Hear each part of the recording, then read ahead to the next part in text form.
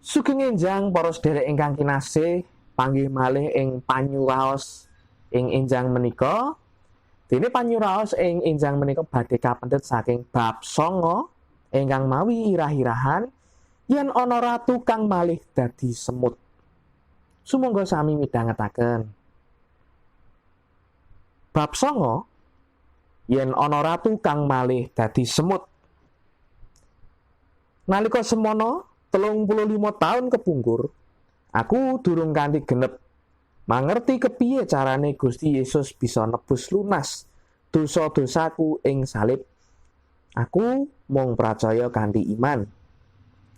Yohanes 3 ayat 16 janjekake menawa wong kang percaya marang panjenengane aja nganti nemu karusaan nanging duwenono urip langgeng.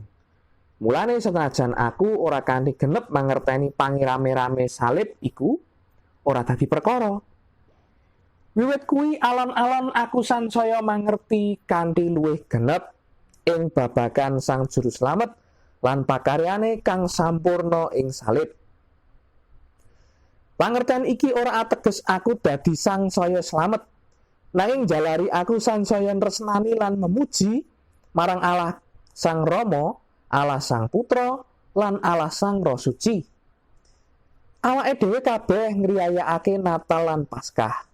Nanging akeh ing antarane wong Kristen kang ora mangerteni apa artine riyaya Natal iku. Natal iku sejatine rancangan kaslametan Allah kang sampurna. Ing dina Natal 2000 taun biyen, Allah Sang Rama ngutus Allah Sang Putra manjing ing kandhutane Ibu Maryam. Jabang bayine Yesus kang lair iku 100% Allah lan 100% manungsa. Kabeh iku sampurna.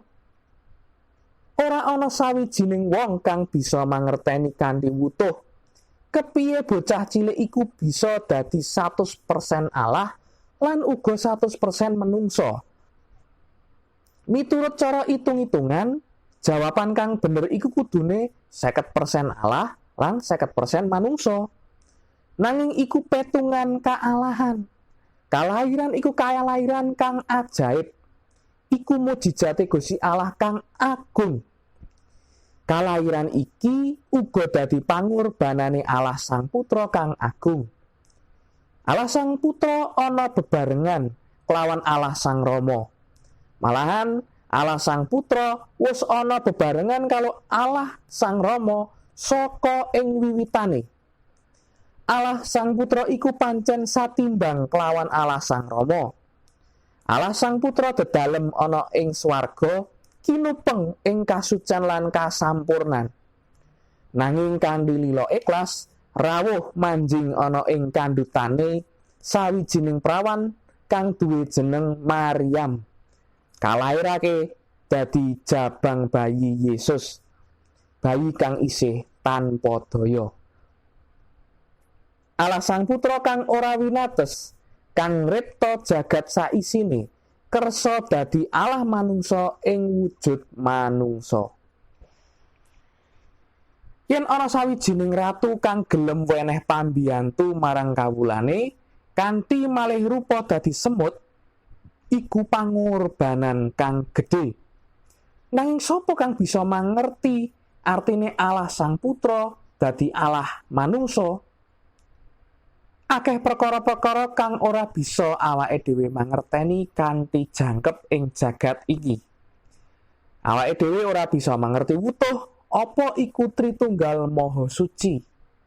Kepiye bisane ana Allah kang tunggal nanging ana telung pribadi? Awake dhewe uga ora bisa mangerteni arti panjalmane Gusti Yesus. Kepiye bisane Gusti Yesus Kristus iku 100% Allah lan uga 100% manungsa? Awake dhewe ora bakal bisa mangerteni sepira agunge pangorbanane Gusti Yesus ing Natal utawa pangorbanane ing Jumat Agung. Nanging awake dhewe kudu tansah ngajeni lan sansaya kepranan carita nyata iku. Aku duwe gegayuhan. Awake dhewe ngriyayakake Natal ora mung dadi riyaya agama kang wis turun tumurun, nanging awake dhewe ngriyayakake Allah Sang Putra kang dadi Allah manungsa. Awake dhewe ngriyayakake kanthi rasa kang kebak pangalembana krana katresnan lan pangorbanane Allah Sang Putra kang kanthi lila dadi Allah manungsa. Gusti Yesus lila dadi manungsa kanggo sedulur.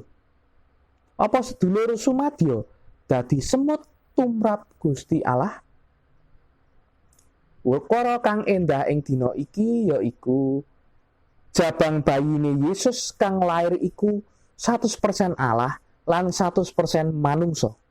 Iku pancen sampurna.